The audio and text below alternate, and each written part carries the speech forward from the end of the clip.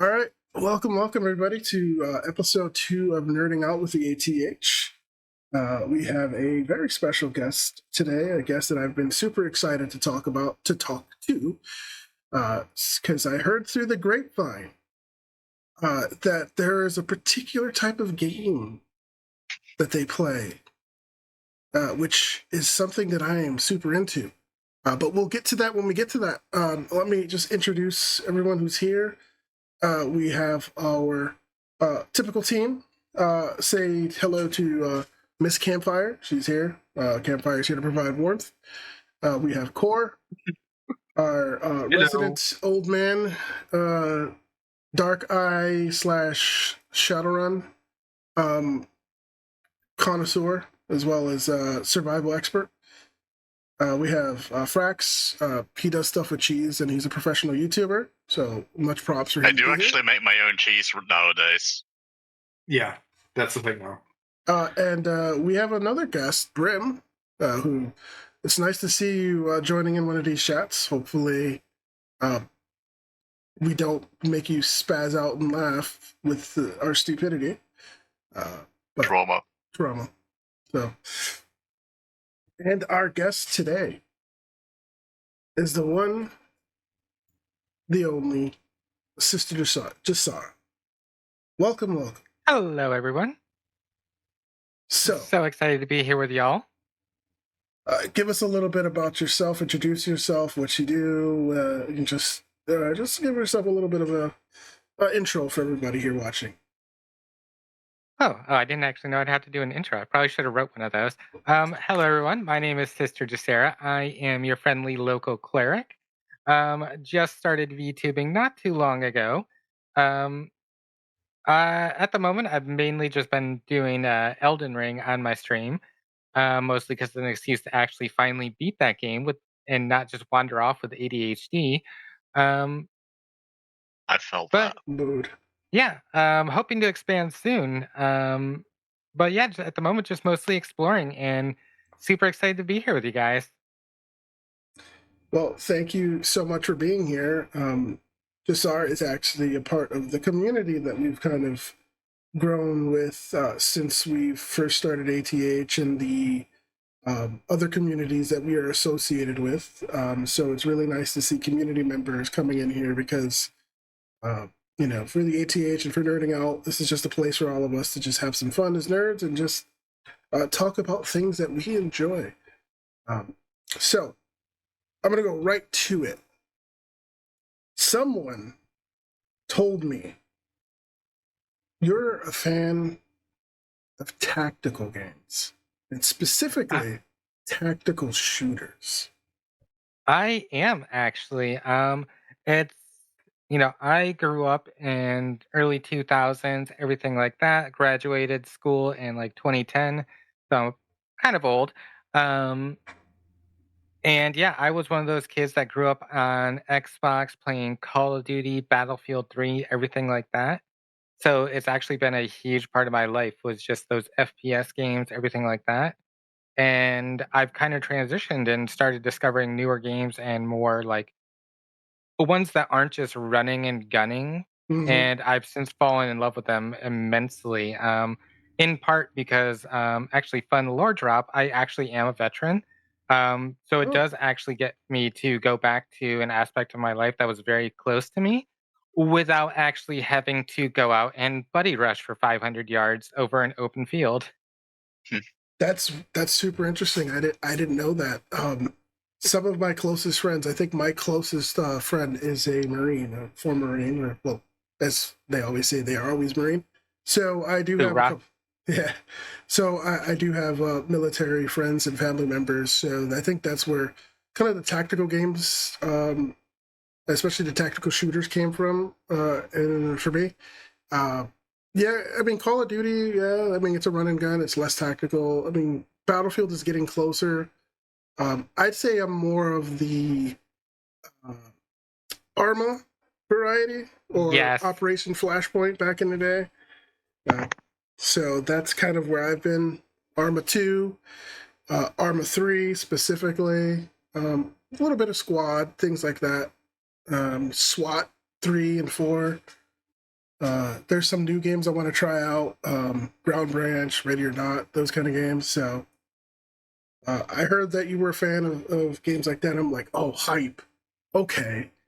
Original. Yes. Go ahead. Yeah, I actually got super excited as soon as you said Arma because I recently discovered and managed to pick up Armor Reforger when it was on sale Ooh. a couple months ago, and I've already put over 250 hours in the game. It may have consumed my life for a hot minute there. But yeah, I think my first real experience with like the more tactical games, Battlefield 3, obviously. Mhm. Weirdly never got into Battlefield 4. Um, and then sniping in Battlefield 1 and 5 was honestly one of my favorite experiences.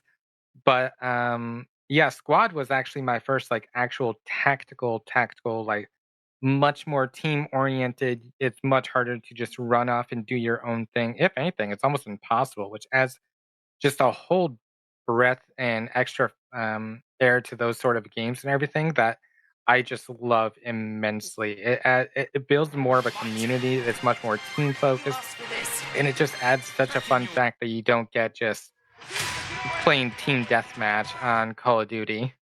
I mean, the first somewhat more tactical game that I remember very fondly was Counter-Strike, when it still was a Half-Life mod. Mm-hmm. And that was, like, I'm also outing myself as old, but it is known. In the very early 2000s, we had like shooters like Call of Duty and Serious Sam. That was a fun one when we actually played multiplayer in LAN parties. But the tactical games just were a complete different tier of intensity, right? So they were something very special back then too. Because yeah, I think nowadays you would call them boomer shooters mostly. Yeah, that's what they call it. Because the people playing them are boomers now. Heyo. Eh, Deep elf sigh. No, I just remember getting into Counter-Strike back in the day. That was just such a very different experience of multiplayer game. And that's what kind of grips me about the tactical games till today. Like, the stakes feel so much higher.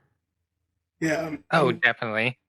I love the the pseudo realism or just realism of a lot of those tactical games. I mean, one of my favorite games of all time, and I've said this multiple times, is Stalker. And I find that to be, yes, there is mutants and weird things that are going on, but it is also at its heart pretty much like a tactical shooter. I mean, you are, taking cover, using tactics. You're not just running out in the open or because you're just going to die. You're counting your bullets. You're making sure you have enough. It's just really fun. And with Arma, I remember playing a lot of Arma because it was more of the combined arms aspect, kind of like Battlefield, but on such a grand scale that it was really fun. Though I was less on the PvP and more on the PvE. That's where kind of I landed on. So. Yeah, I've definitely done a few of the PvE ones, and I mean, I will say on those ones, it's very much like D&D. You need a good DM and a good game master who knows what they're doing. Mm-hmm. I definitely had a few that have just not worked out. But yeah, even like the PvE aspects, I know on that topic, actually, one of the games I absolutely love that kind of falls in this line is Insurgency Sandstorm. And that's a good one. I've logged an insane amount of time in that game. I think I've played PvP like 2 times. Because I'll just be in the versus AI and you just go in a string of objectives and just capture one after another with like 12 other people and just waves of enemies get thrown at you. And there's something so entertaining about like that. You move to this point, hold it down. Oh, we have to actually hold this one instead of just moving to the next one. And it's just even the PvE aspect of it is just so great. I love the methodical approach to the gunfights. It's less running out, jumping, and shooting. It's more of like covering, pinning people down, making sure you have your angles, making sure you are properly in cover, calling out targets, priority, and like, oh, there's a technical, and they're taken out, or there's a dude over there, RPG, and then that kind of thing. It's a lot of fun. That one is my favorite part of Insurgency. The single player is when like there was like one person left and everybody was like cheering that person on and be like, "God, you can do it." He's just like holding off until the objective switched. That was great. Yep. Or like they're on that last point and somehow like a IED blows up half the team. There's one guy left and he has to hold it for like a minute and a half and he gets taken out in like the last 30 seconds. And I've never once seen anyone just start talking shit or like, wow, No, you suck. It's always like, man, that was tough. You held it down so good. Like, yeah, it was like so you're so weirdly close. supportive. It was weird. Yeah, it's like they expected to lose, or they were cool with losing, and it was not like they were holding them to it. Yeah, it always felt like it always felt good. And the funniest one I remember was this one person basically cooked their grenade and they didn't let it go fast enough, and it exploded in their face because Rip. they wanted to make this one last, like there was a bunch of people in the room and everybody was just goofing on them the entire time in the VC after. And I still remember that he was just like, "All right, guys, I get it. I counted wrong." It was great. Yeah, like I've had so many just fun experiences in those games. I know my one of my personal favorite things to do in those games is just be like the support by fire position and just Mhm. find like an off angle with like a machine gun or something where I'm not looking for kills, anything like that. I'm just trying to suppress the enemy and just provide all the cover I can so everyone else can push in there and just be like a support that way. Or I'm finding an Arma, especially like I'm really loving doing like a medic role Oh yeah, and just trying to stay up in close, grabbing people, dragging them back, getting them back up with a med kit and everything while there's a gunfight or anything going on. And I actually, sorry, I lost my train of thought there. Um, yeah, it's such an interesting change to the gameplay that you don't find in a lot of other experiencers or anything like that. Of just like especially the combined arm, once you start adding vehicles, everything like yeah. that, Have you ever had a and there's chance like to? a weird. Oh, go ahead. Oh, go ahead. I was gonna say, have you ever had a chance to play the Anastasi mod for Arma 3? I have not. I haven't had a chance to play Arma 3. I've basically been stuck in Reforger at the moment. Okay. I think I did try, like, Arma 1 or 2, like, ages ago, but it was, like, very early on when I just transitioned outside of, like, Xbox and, like, my first PC, which was just a really shitty laptop, um that could, like, barely run it, and I could not figure out all the controls to save my life. Yeah, it is. You're playing piano basically at that point when with the controls. Though you can get it the basics fairly down, but it's a mod. It's one of those capture the island mods. Okay. And in this one, I used to play it with my old guild that we used to play like World of Warcraft, um, Ragnarok Online, like really old MMOs. And Yep, yep. so we played it, and you basically start off with your little HQ and you're rebels. You play just a rebel faction. The island is completely taken over by the green faction, which is like the third faction, which are like the militia or whatever. Like they have outfits and they're soldiers, but they're not like the NATO or CSAT, which are like the two main factions, the ones that you see, you know. Right. So, and you slowly start to like branch out and take over towns. And you do that by like you go in there, you take out the soldiers that are there, and then you hold it for a certain time, and then it flips to your color, and you're like, "Oh, I captured that point." But at the same time, the enemy is also reacting and moving and doing things. So at first they're slow to react, they won't do anything, but as you progress, they start to respond. They start to kind of like shift troops and blockade or start attacking your positions. And then the NATO and CSAT factions are like outside forces. They'll start to slowly escalate and come into the battle. So then it starts off kind of like the movie Red Dawn from the 80s, where you're like the Wolverines and you're Okay. like ambushing like transports, and then it ends up with like full on combined arms battles. I mean, I remember we played and we had a base in the swamp and we were raiding villages and we saw an APC and a tank in this one base. So we came up with this elaborate plot to try to draw like the soldiers out and steal the tank. So we attacked the village nearby and you could see them react. So they sent the APC with like a truck with troops. So it's like, okay, so the AP, because it makes sense. They're not going to send the tank. It's just a bunch of, so they sent like an APC. So then the second group went in and then we kind of snuck in, we smoked, we kind of came behind, we actually um, sabotaged the tank so that they got out of the tank. Then we took them out and then we started repairing the tank to try to steal it. And all the while, the other team was like, hey, we couldn't hold them off. The APC is on the way back. And we're like, oh, crap, hurry up, finish fixing it. And we finally, like, somebody jumped into the cannon and is like, where's the target? It's at 250. Okay, how far? Like 400 meters. And we were just, like, panicking. And he was able to, like, disable the APC. And then we stole the tank. And then since we disabled the APC, the other group came and, like, drove the half-broken APC back to our base. And we actually had a functional tank and a half-functional APC. And in that mod, the number of units the enemies have is finite. They only have like X amount of tanks. They don't just infinitely spawn them. So when you take something out, it matters.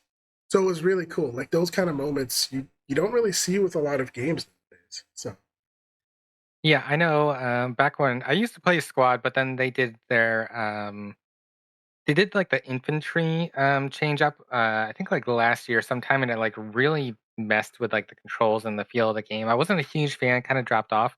But I mm, remember one of my first like early experiences in squad was I was with this group and we were attacking like this fort ruins on this like forest map.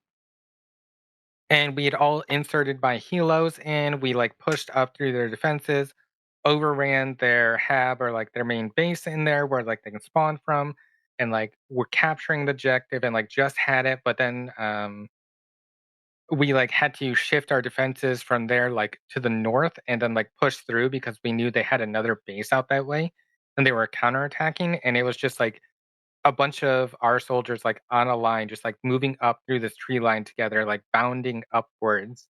um we had like MGs up on the hill providing support fire, everything like that. I think we had like some APCs and helos just kind of flying overhead, and it was just such like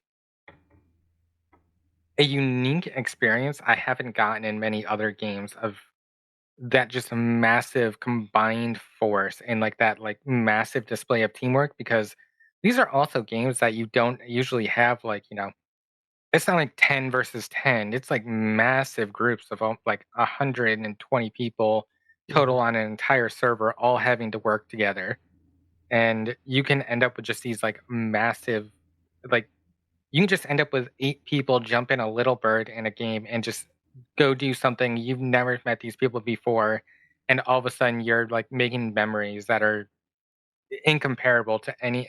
I can't remember. I struggle to remember a single game of like Call of Duty or anything like that I've played that like really stands out. Yeah, they start to bleed But like together. Arma and those and like Squad, you get those like all the time of just these incredible moments. The emergent storytelling, which is like, Yes. yeah, that's just something different. I think that's kind of part of the allure. And you mentioned you touched on that earlier about the having a good GM or just having a good scenario. Same with like TTRPGs. You have a good. There's a difference between like playing a TTRPG and then playing it like an RPG. A lot of times you tend to remember because you're involved a bit more and whatnot. So it's kind of like a similar thing. It's like that difference to me. It's kind of like, okay, one's fun in a vacuum and then whatever, just like it's cool, but this one I can play forever, and it's always different, and there's always stories and things pop up, so it's always cool to see. Yeah, and actually a fun thing in terms of like the TPT perspective, like you can start getting a lot of that too. Like I've definitely had a few games with like some inexperienced GMs and things like that that a fight just kind of turns into like a hit point sink, and there's a dragon, it's going to use this attack, it has this much health, stab, stab, stab. Okay, there's the fire, more stab. And, you kind of zone out. It's not really that cinematic, but I've also there's a book I really like. I think it's called The Monsters Know What They're Doing. Yeah. Yeah, I That love that book just because, yeah, it adds such like depth for a dungeon master of like, yeah, so here's this thing's abilities. Here's how to make every monster know how to use it and actually like expand outward and like, oh, a fire elemental, if it moves through things, it does damage.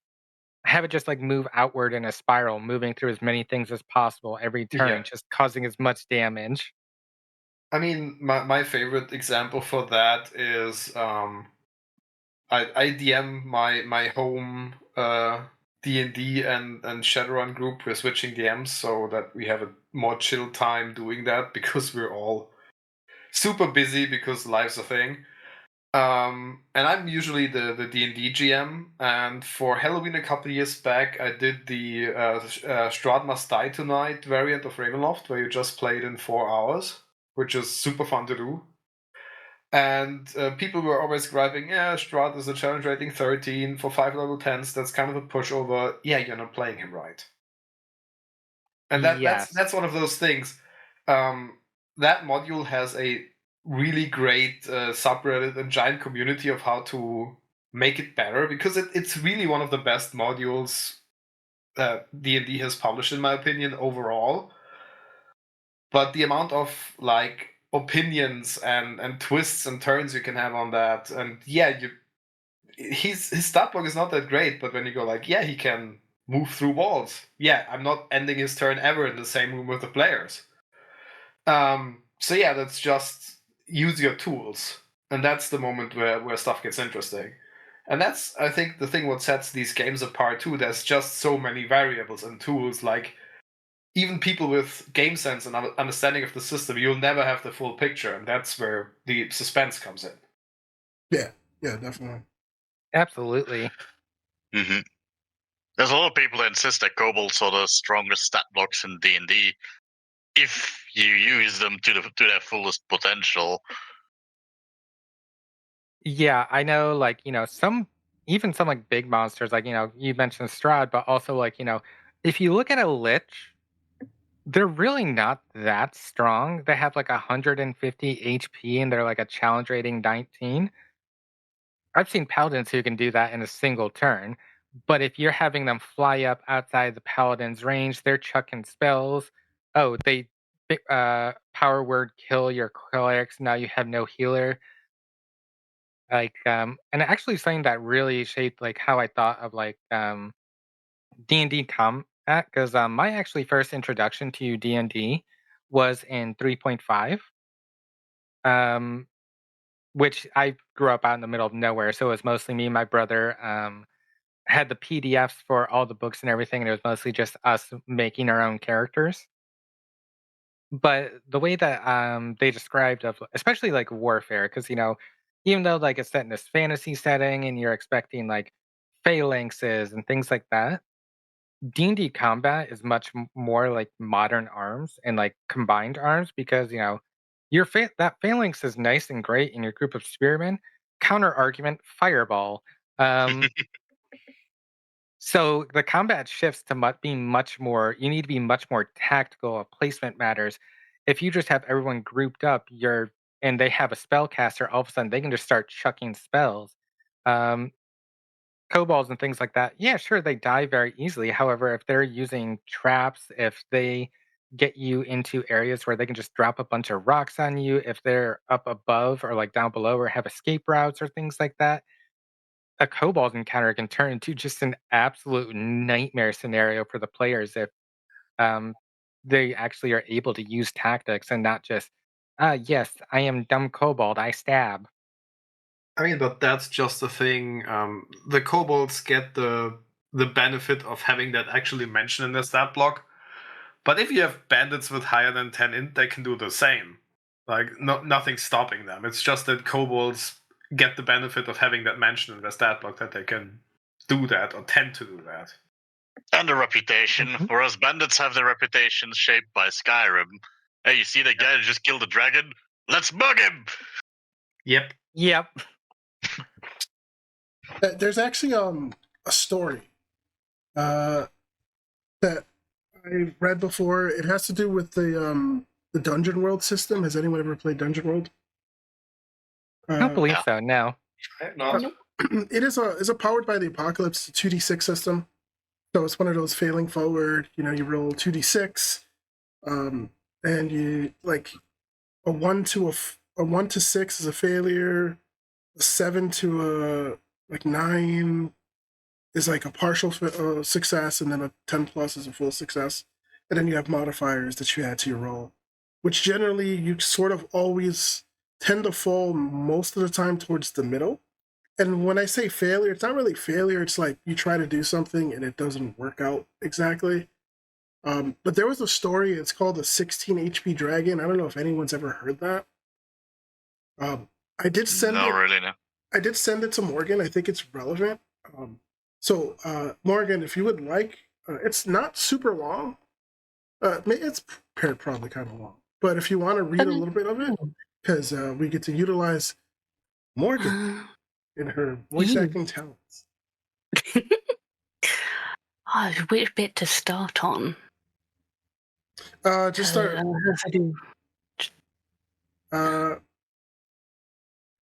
Let's see where we can start. I guess you could start. Let's see, because this is. Let's see.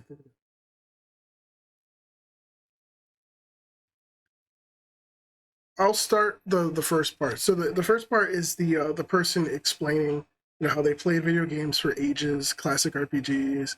We're taught to fight that fighting the monster is a matter of just doing enough paper cuts so that it falls down while living long enough to do so, like WoW or Final Fantasy. And then it mentions that in Tolkien, Smaug wasted a village, killed 1,000, but was killed by a single arrow placed correctly in a missing scale. You did send me that. I remember that. Yeah, so think of these fights more in terms of literature and pacing. Instead of the classic, they have X HP to swing. The problem is in this context, there is no accounting for fictions. The mechanical solution of a sword doing consistent damage and scaling HP to allow for the same tool to be applied to every problem. So if you want to read from where the person said, I had this problem, Morgan, which kind of is the continuation where he left off, where he had this problem. So feel free to take it from here. So yeah, they had this problem. I did a quadruple take when I read that a dragon has 16 hit points. A level 1 ranger can do that on a max damage roll. However, let me describe the fight to you and maybe this will give you an inkling of what happened. So, the party needed a magic item, and they researched and found that a hero wielding said item was slain by a dragon. They get some info from a different dragon's drake in human form servant, and go and steal said item.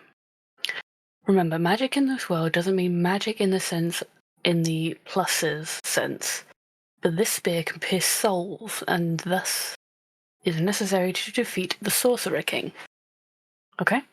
So we have a very angry dragon about to attack something. 16 HP again. Ready? The party's riding back into town, ready to take a nice hot bath, some resupplies, rations were running pretty low, and refocus on hunting down the Sorcerer King. The moon goes out for a second. They feel the wind shift, and then something lands on the city hall with a massive crack. They have a few seconds to blink before they see a serpentine head snake down and shred a guardsman in mail in a single hit. Announce future badness, and this is the messy tag. They kick up the speed and heads towards the town. I plop down the paper and quickly draw some snaking streets, sketch out some box houses, and plop down a big die to represent the dragon. As they're about to walk in, I pick up a handful of red tokens and describe the inhalation they feel from this far. And the words in dragon speech basically drop a pile of red on the town and explains that it's on fire and how the flames themselves are being shaped and commanded by the dragon. Their horses freak. They manage to get off, a few taking some damage from a panicked horse running and one being hit by a branch. They start advancing through the hellish landscape, where an inconsistent shadow would swoop down and split someone in half, and someone burning to death beg for mercy, and help holding swaddled children turning to ash in their arms. Fun. The group starts to help the townsfolk. This is not a magical node, so the wizard can't just start up a ritual of some rain. But a building shatters, with the landing of a 4 or 5 ton creature. Then it opens its pipes, and golden eyes burning, and its metal hide resonates with a terrifying roar. Their charges scatter. The PCs have to defy their own terror to attack the thing. They do negligible damage. Yay, 4 armor. For those that do anything. And realize that the only person who has a shot at killing this thing is the armor-penetrating wizard spells. Unfortunately, so does the dragon. What ensues is horrific. One fighter takes up defensive position when the dragon strikes. It doesn't just do 1d10 plus 5 damage. It rips his arm off. Remember, it's messy. And shreds mail like it's tissue paper. It does breath weapon attacks that cause all of them to defy danger or burn. The party breaks and runs. The dragon laughs and settles to ash the village and eat any survivors. The dragon had 16 hit points. The party did 9 to it before they left. And when I said left, I mean they ran like rabbits into the night with few provisions, no easy means of recovering them, and no thoughts in their heads other than survival. The moral of the story is it's not about hit points. In my 4E game, the party had a dozen dragon kills under their belt. The dragons were mechanically threatening. They were tricksy. They were tactical. But their claws and teeth didn't do damage. They did numbers. After this session, they explained that they'd never been so scared of a monster. Make the fights epic. Use the fiction. Describe their skin curling black from fire. The bones shattering from the unyielding stone grasp of the earth elemental. Most fights clean up the fiction by saying you take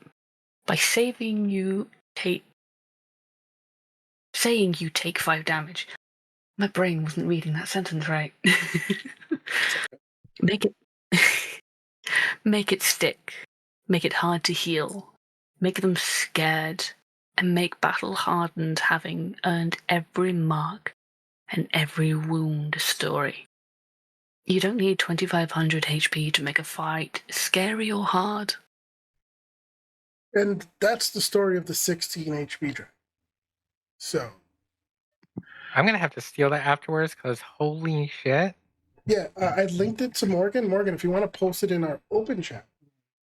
Will do. But yeah, it's an old story back from 2012 where it's just like, yeah, like it wasn't just HP. It was the fear of it and the way they presented it. I can't do anything up a chat right now. So, Yeah. But yeah, it's an awesome story. I've heard that and I've kind of kept that to heart. I try to do it. Sometimes I kind of forget, but I try to like implement that, or at least how I think of things. I don't always think of like, do I give it more HP? No, maybe I just make it a bit more intelligent on what it targets.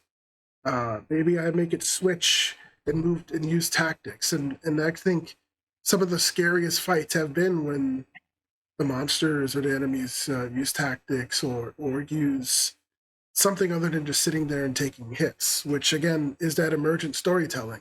Now the party has to rush to save the person or come and heal this person because they're down, or I need to make this attack or else it's going to go and heal and get away. And that's where the fun comes from. So I figured it would be a nice little story that's kind of relevant. So. Resident Story Deathlet is basically the opposite of that. What was that? Yeah, you go on. I have one for later on. Oh, mine is very short because it can be TLDR'd very easily. It was basically like a person running regular 5e in the party. The player is getting a bit arrogant about it, like, "Oh, we're so strong, we never have any issues with any of this." The DM basically went, "All right, challenge one shot. You make the most OP min-max characters you can think of." Yeah, okay, and they gave him like a giant budget with legendary items and whatever. And I'll do the same with a single enemy. So they came in with the usual suspects like min-max paladins ready to one-shot, that kind of stuff. And he just used the well, I don't actually know how to pronounce that loud. Acerarak, whatever. CR23 Lich demigods. Yeah, that one. And basically just went, all right, he goes first, because his initiative is bullshit. He casts, come on, with an S. Simulacrum? Simulacrum, yeah, he casts Simulacrum, and now this stat block has 2 9th level spell slots, and he used 1 for Simulacrum. So meaning the Simulacrum spawns with the 9th level spell slots, and casts Simulacrum, and casts Simulacrum, and casts Simulacrum, and like at a certain point there's just 30 of them, and it just says, okay, they all cost Meteor Swarm, you're dead. Wow. I mean, so that was basically, don't get mechanically don't get arrogant because you mechanically master this stuff, because this is all still something that the DM controls. I mean, but that just brings you back to adversarial DMing styles and stuff like that. I mean, the thing is, for balance's sake and for enjoyment of the game, you just have to figure out what you want to do with your group. Honestly, it wasn't written in a way to be adversarial. It was more like one time, like, I'll show you what happens when I don't hold back. You know, when the DM does actually. And they were yeah. it wasn't I agree. But that's the thing is, the DM always has the longer lever in the end, so you'll have to figure out what you want to do with that. That's what I was getting at. Because everything you can do, they can do better. That's just it. Where was my train of thought? Yeah, because it's a thing I've often talked about with 5th edition, because balance is hard, especially if common symptom, you have a group of friends that you want to play with, but it's 6 or 7 people, so all regular adventure balance is completely out of whack because it's balanced for 4 to 5 people. Mm-hmm. So how do you want to make the numbers work? And how I went on it, we said we're going to do it narratively. We're not going to have a lot of long rests. You'll have to pace your resources. We just said, hey, I don't want to rebalance every encounter because that's really a ton of work and actually not that easy in 5e because action economy is a thing. So we just went, there's just not going to be a lot of long rests. So we went into a very narrative, macro-balanced way of playing 5e, which is, again, letting the narrative do the balancing. Like, you're on time crunch. You can't rest. You have to push on. Yeah. And that also gives you a very different play feel and a completely different suspense arc than just the combat. Yeah, some systems 5 fighters and 4 warlocks set out. Yeah, sorry about that. So some systems are a lot better than doing that than others, and others are lean into it. I think 5e does a good job of, like, because it's easier than a lot of the previous, like 3.5 and 4. Definitely easier than those, and it's a lot easier to kind of like, do a little bit more of a narrative.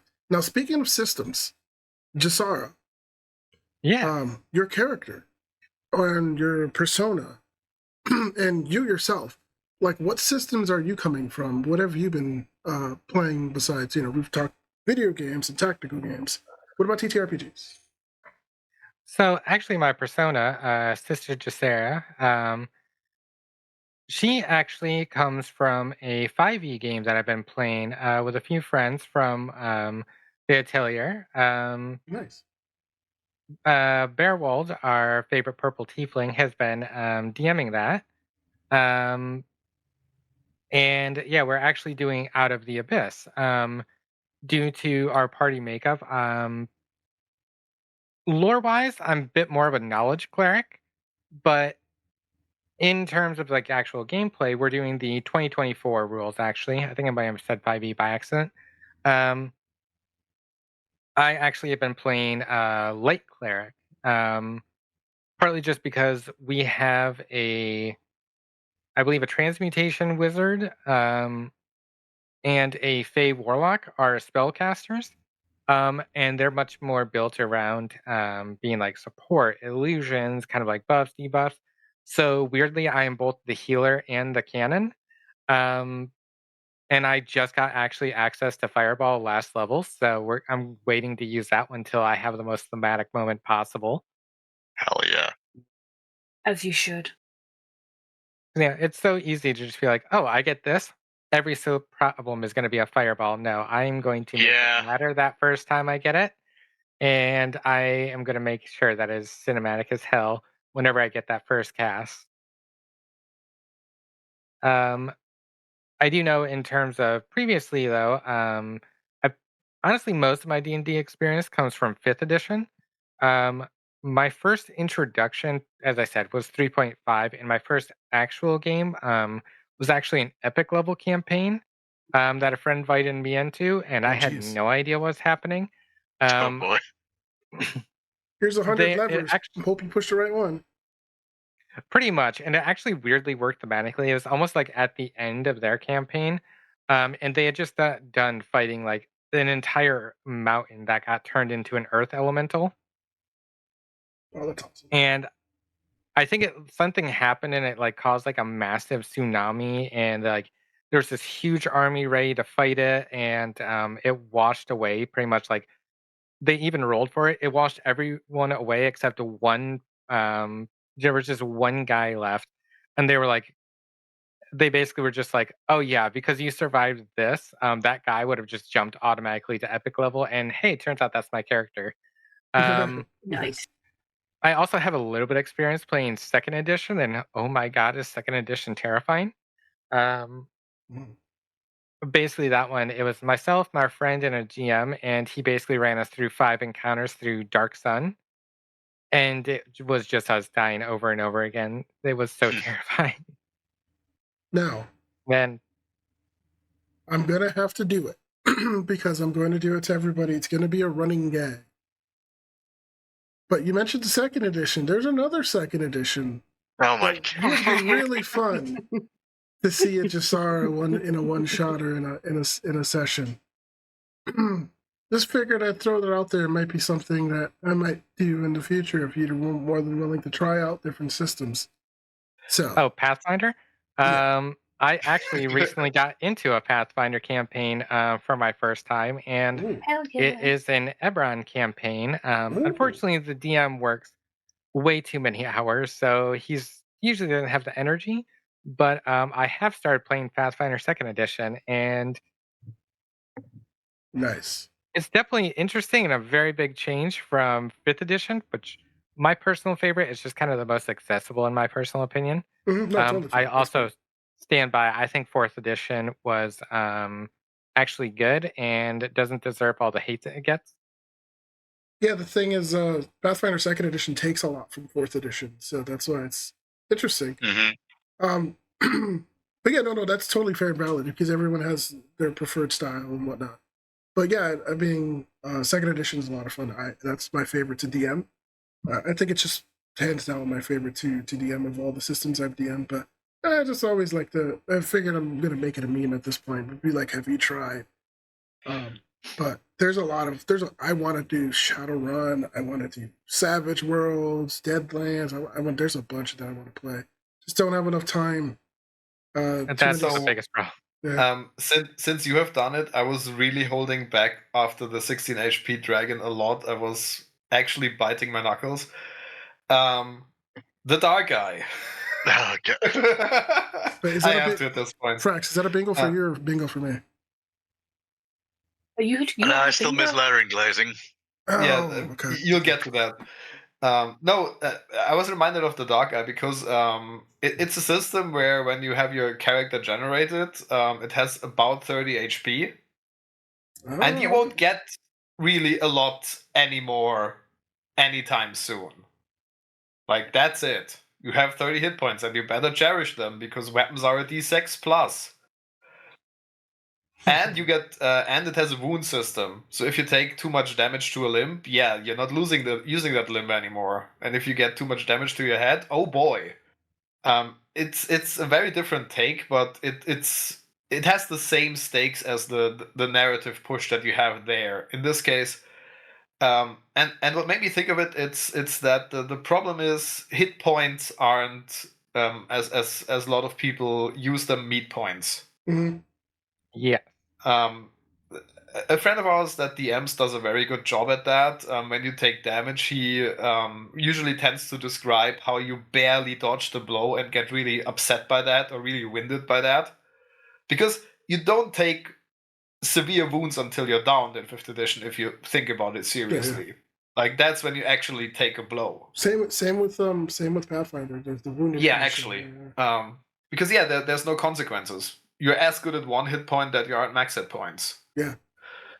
And that's a thing. I think because generally they aren't meat points. They're like a combination of your defenses, your health, your dodging, your luck. Your awareness, all of that. I think the current edition Dark Eye also just has a pain condition you get just by losing hit points, like actually by being winded and in pain and exhausted, and it just gives you negatives to all your tests. So yeah, encounters there can go south really, really quick, which raises the tension a lot. You're selling me. You're selling me on the system more and more every time you talk about it, Core. Yeah, I know. I have it on Foundry, but I need time to set it up, and somebody holding a gun to my head, most likely. But that's a different story. I mean, me and Jesaera could get you in a tactical game and hold a gun to your head. That is true. Come play Ready or Not with us. I do want to play. It's such a good game. I actually highly recommend it. Okay. I'm just getting sent DMs with emojis pointing guns at me now. That's nice. Thank you. Good job. Professional team. I will get to it at some point. But yeah, it's a lot of systems do things differently, and some systems. I mean, the problem with those systems is death happens super. Thank you for the second gun emote. Some systems have you die super quick, which can be super frustrating. So you kind of veer DM those away in the opposite directions. You try to increase the stakes with systems like D&D and try to give your players a bit of safety if you want the campaign to run longer with the more deadly systems. Yeah, and I think that's a good transition to the difference between like an Overwatch, Marvel Rivals, whatever, and then a tactical shooter like Arma, where it's like those games. Yeah, so a lot of people bounce off of them because there might be a lot of downtime or whatever, and then you just get hit by something and you're just down. Or they run off and they get hit and they're like, oh, I don't like this game because I just keep dying. And it's like, yeah, it's kind of that balance and understanding and all that. And it's that feeling. I think the feeling that could happen is what kind of keeps people playing it. And it can bounce off of people a lot. People might just not like it. And that's fair. But yeah, it's definitely one of those games that you can, like Arma, for example, you can go spend 30 minutes setting up, trekking out to a position, everything like that. and then there's some guy just hiding in a bush who just takes you out immediately, or you're running supplies, you've been going down the same road for like 30 minutes, you're gaining rank, and then all of a sudden there's just someone camping it with a machine gun. Mhm. And I've definitely had times where, you get shot and you're laying there for 5 minutes just slowly bleeding out because you just won't wake up and you're just uncon, Yeah, as opposed to just dead. Overwatch where just Mercy flies over and just holds her little yellow beam on you for 5 seconds and you're good. Yeah, I'd be interested to see a game like with like Overwatch style, but in like a big open world map. That'd be really interesting. But so speaking of Ready or Not, you did mention Ready or Not that you like it. So I do have to ask because I know Arma for a while and unmodded can have the how do I put it? The AI can be either extremely dumb and just like stare into nothing, or all of a sudden they are like Vasily Zaitsev and they'll snipe you through like 4 buildings and like Hmm. smog.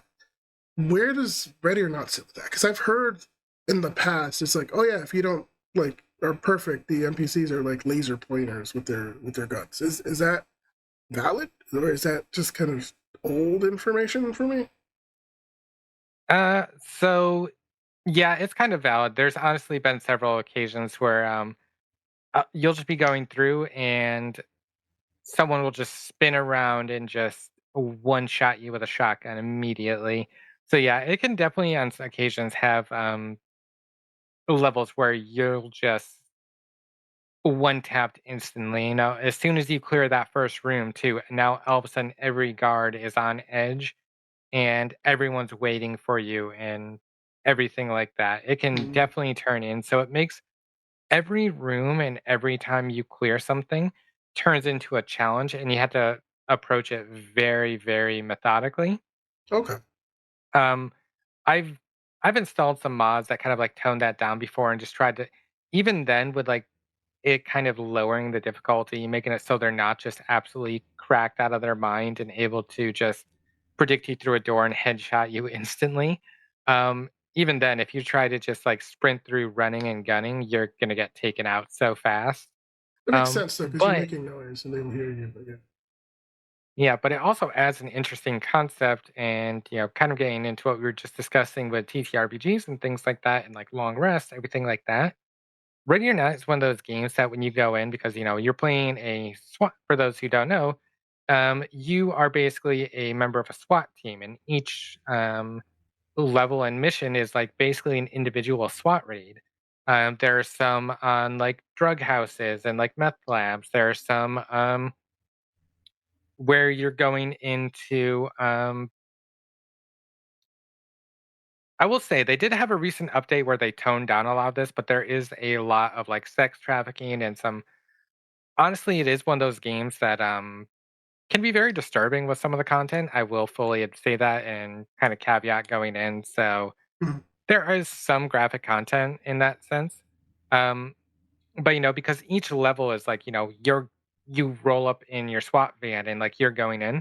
There is no picking up enemy weapons. There's no rearming on ammo. You have, depending on your equipment, you have 11 slots, and in that you have not only your main gun, your secondary, you'll have like an equipment like a riot shield or um, like a breaching ram that you can use to bust down doors, flashbangs, and like, stuff like that. You'll have like 11 slots. And out of that 11, you have to have not only your main weapon ammo, any extra magazines for your sidearm, as well as like your tear gas, pepper spray, taser. Like, so you're really limited on what you can go in there with. So you have to be very methodical. You could just load up on nothing but rifle rounds and just go in guns blazing. But in terms of the AI, as we were just discussing, you might just get taken out immediately. Especially since they actually have like an aggro system, and the harder you like are kicking indoors, and like the more aggressive you are, the more aggressive and twitchy they'll be. Um, So you actually have to have a lot of coordination. With solo, it's a bit easier because you can just load up your team with a bunch of like flashbangs, things like that. Um, But if you're doing it with like friends or something, you have to have, coordinate. All right, who's going to take the camera to like look under doors because there are some levels where they'll just have trip mines, and can't tell you how many levels I've had to restart just because I'll open a door and take out half my team. Yeah.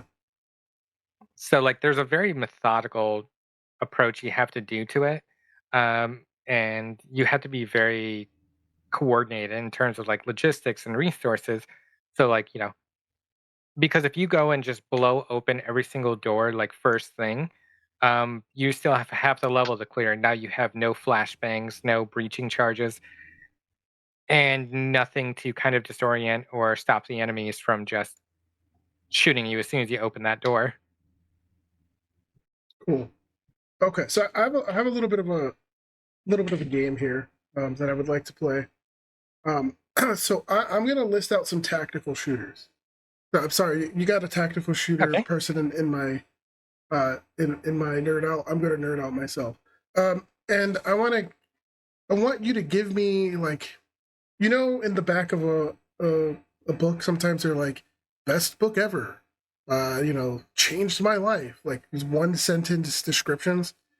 Give me the Sister Right. Jesaera thought about the game, even if you haven't played it, from what you've heard about trailers or whatever, if you're interested or whatnot. So I'm gonna shoot a couple of games out here. Maybe there's some that you haven't heard before. It might be kind of cool. But we're gonna I actually have my Google open, and if I need to, I will do a quick search and just immediate glance at it. cool. So I'm gonna start with Ready or Not. We'll just start easy with the game you just mentioned. Ready or Not. All right, and just to be clear, what kind of description do you want for it? Or Like Ready or Not, like like successor to SWAT phone, or great game until I get shot.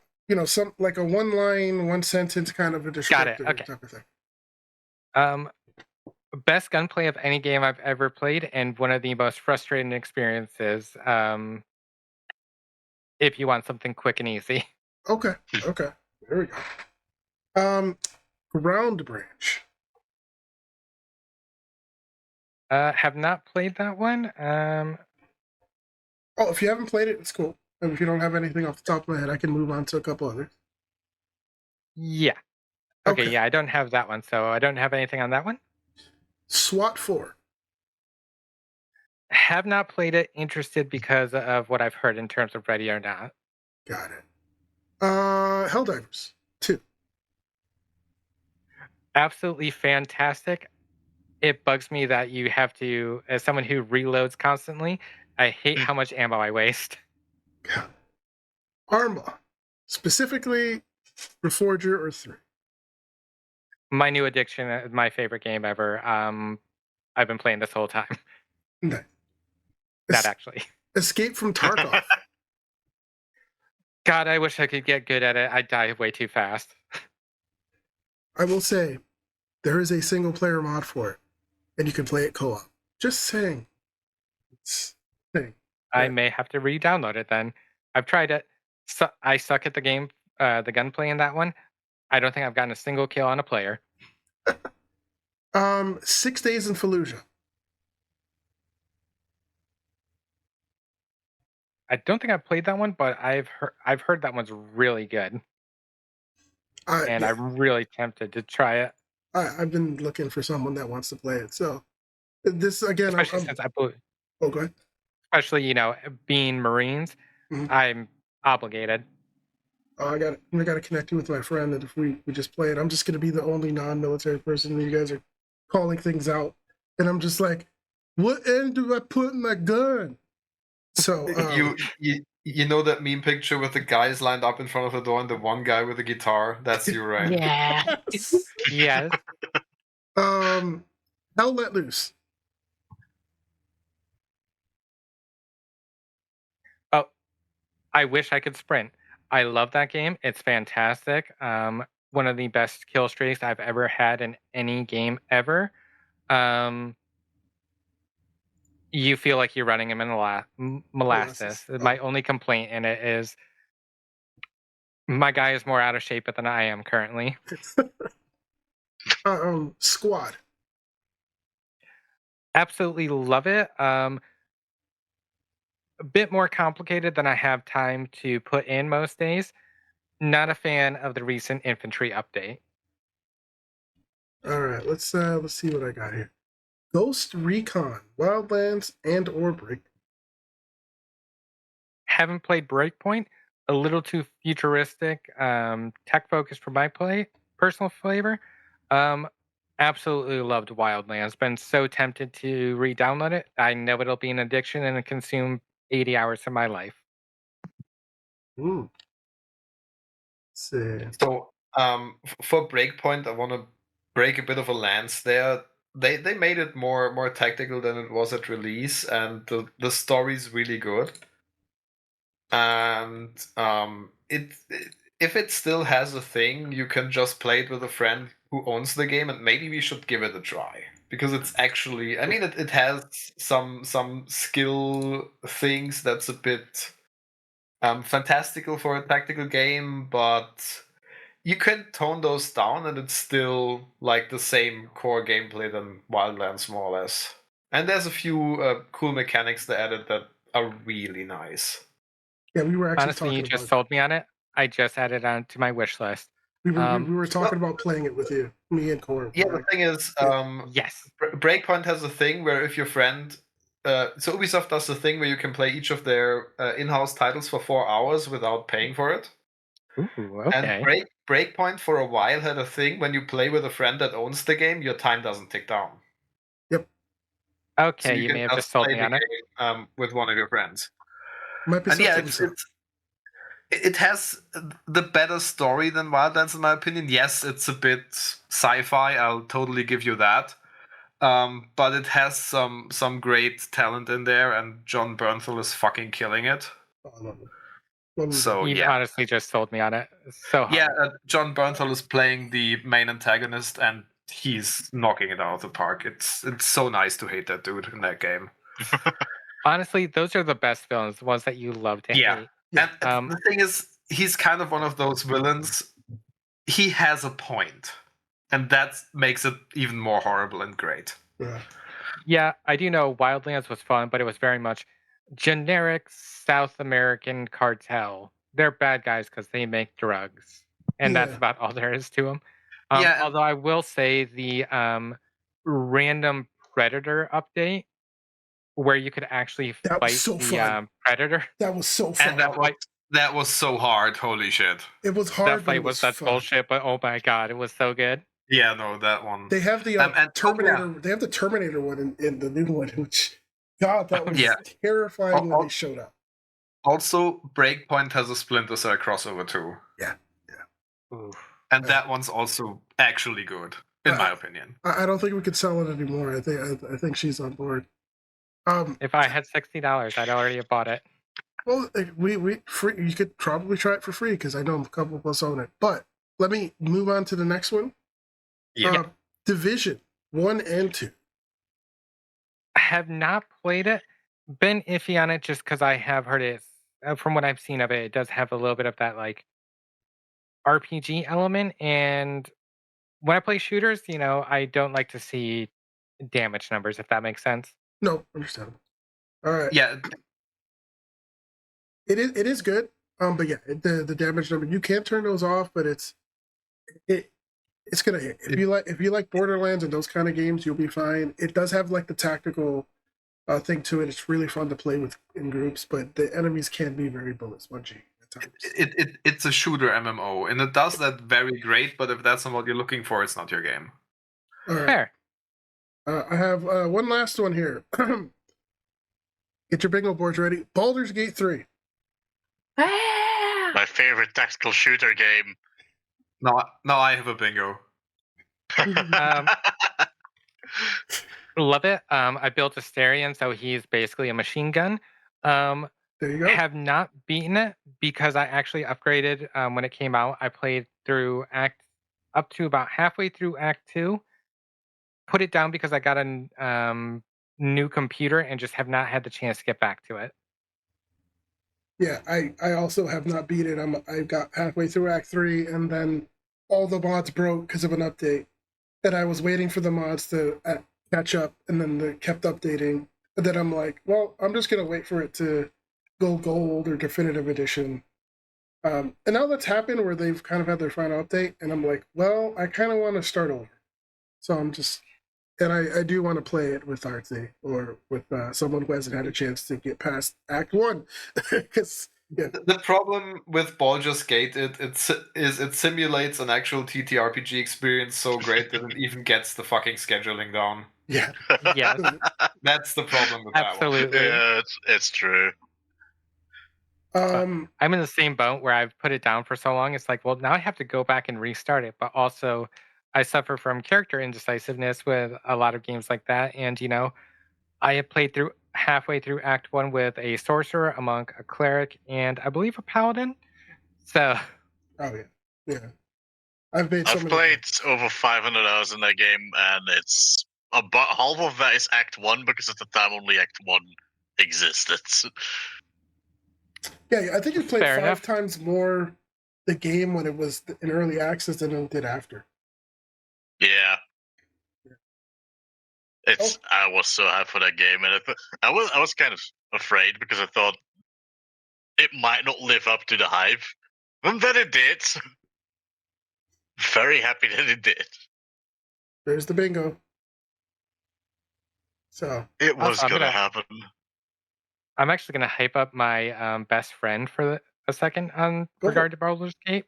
Because actually, during COVID, I had the only thing that kept me sane. Me and a bunch of friends had a D&D campaign um, that was like this really complicated, like religious intrigue plot, everything like that. I played a half drow tiefling graviturgy wizard, one of my favorite characters ever. Um, and my roommate was actually playing through Baldur's Gate, got like halfway through Act 2, and she actually realized, like, wait a fucking second. This is literally the same plot. They used all the same gods I did. They used all the like little intricacy and details, and she got so hype and was laughing so hard because a lot of like the little details and stuff like that were a lot of the same things she used in her campaign, just because she understands like stories so well that's that cool. like it made me fall in love with Baldur's Gate even more because of how much that campaign meant to me. That's awesome. Quintuple Goatee Award winning campaign. Yes. And the originals are great too. Big fan of the Yes. originals. Baldur's Gate 1 and 2 are fantastic. And the Neverwinter Nights games are great. So, I was about to shout those out because the original Neverwinter Nights was Yeah. very cool. yeah, I think I started playing it and recently, and I stopped because other stuff. But I do want to get back to it. But yeah, But no, definitely there's a list of stuff that we need to play. And Jess, I've just added you to the list of things we need to play. Hell yeah. Also, if you want another good Baldur's Gate-esque game, it's not directly D&D, but it has that same vibe, energy, everything like that, really unique. Divinity Pillars of Original Sin Eternity. 2. Oh, sorry. No. Also, Pillars the of originals Eternity? too. Pillars of Eternity is Hell yeah. fantastic. The first one, and the second one, I wish it got more love. On the second one, they didn't get as much sales as it, I think, deserved. I think it's pretty good. But yeah, turn-based mode wasn't that balanced. They added a turn-based mode. It wasn't that balanced because it kind of negated the stat that was like speed, which was supposed to help you with your attack speed, but since you only attack once around, that stat sort of becomes irrelevant. But Right. except for casting, but yeah, it's still phenomenal. Also, just to mention it, when we're talking about Pillars of Eternity, Tyranny exists. Tyranny is great. Which is basically a game similar to this. I think the same developer, but in Tyranny, you play an evil character. Yep. I'm sold. Which is a very interesting take, and it plays very much the same as the Pillars games. So give that a look if you... Yeah, if you haven't played Tyranny, if you like the others, you definitely like Tyranny. So yeah. I am adding that to my list. There you go. It's a cool one. So, we've been at it here for a little bit over an hour. We want to keep these two around an hour. I know we've nerded out a bunch about a bunch of things, but I'm willing if you have another final topic or something that you want to bring up before we start wrapping it up. I'll open the floor to you, Jess. I honestly don't think I have anything. This has been amazing and delightful, and yeah, I don't think I have much more to add though, or any new spin-off topics that we probably didn't already cover. Well, if that's the case, feel free to shout out your socials, your Twitch. Go ahead. Yep. You can find me at Sister Jesaera on Twitch, as well as Twitter and Blue Sky. I stream usually every Monday, Tuesday, and Thursday. Some weeks it gets a little weird at 4:30 Eastern Central Time. Lately, we've been mostly playing Elden Ring, and we actually just got into the DLC. So I've been going through the Shadow of the Erd Tree, trying to beat that one because I love FromSoft games. I can never just stay focused long enough to actually beat one. Also been playing a bit of Tactical Breach Wizards, which is a turn-based modern fantasy game. That if you like military humor or just a silly humor in general, I highly recommend checking out. It's very puzzle based, but it is honestly one of the most hilarious games I've played in a long time. I seen you play that the other day, and I actually did play it like at the demo, and I had so much fun with it. So, yeah, it's one I'd like to start a game back into too, because yeah, it's so fun. But yeah, that's all I think I have on myself at the moment. Final question: you said you like FromSoft games. Which one is your favorite, and why is it Bloodborne? Have not played Bloodborne, mostly because I was an Xbox kid. So I have not owned a PlayStation other than a PS1. And I only realized recently that it came out on PC.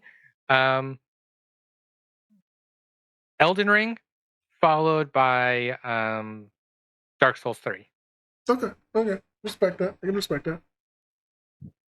All right, so that has been an hour of nerding out with our resident sister cleric. Thank you so much for taking the time to kind of hang out with us. I don't know why it took so long for us to sit down and have a conversation, because holy crap, I'm super excited because there were many games mentioned that I'm like, man, I would love to get this game if I could play it with someone. And now that's going to be a thing, which everyone's going to be looking at me and be like, oh my God, you already own 1,000 games. Stop. But listen, I am just storing them for later like a little dragon. And at some point, I will play all those games I got on Steam sales and never touched. Yes. Yep. Yes. Even if it's for a few minutes, I'll get to them at some point. Yeah, also, we're definitely kidnapping you for a stream at some point. Yes. Hell yes. I'm in. I need to get a poppet. Ooh. Ooh. We'll see. I don't know. We'll see. That'd be fun. But it would be. Thank you so much for being here, and thanks to everyone else. Thanks for the rest of the team. Core, Frax, Morgan. Thank you for your wonderful reading of the 16 HP Dragon. Yeah. Frax, thanks for glazing Larian as per usual. Yes, always my pleasure. I do love Larry, and I've actually recently been reading the director's speech again, so I was very much prepared. It's like clockwork and cheese with this man. I hate that it's not even a lie. He's cheese Frax. The cheese Frax. And no, also about speech, like literally today. Oh God. Yeah. Cheese Frax. And thank you, Core, as always, for being here and helping out, and being the dad of the group and getting us on track sometimes when we start to go off track. Thanks, Dad. Listen, I'm doing the same thing I do at work and in my free time. It's just somebody presses record ahead of time. I'm good. This is fun. I'm always down for more of this. Yes. Awesome. Absolutely. Thank you so much for having me. This has been a blast, and it's been so nice getting to talk to y'all and nerd out about this. Yeah. Yeah. Well, look at that. So the segue. She said so, the name. She said the name. We're gonna roll credits. Well, thanks for nerding out with the ATH. Episode 2 of Nerd Out. We'll see you every first Saturday of the month for our typical ATH podcast, and check us out during the weekends when we're not dying of some sort of virus, and we'll be playing survival games, and our Wednesday stream for our TTRPG playthroughs. Thanks everybody. Yeah. Say bye. Bye-bye. Bye.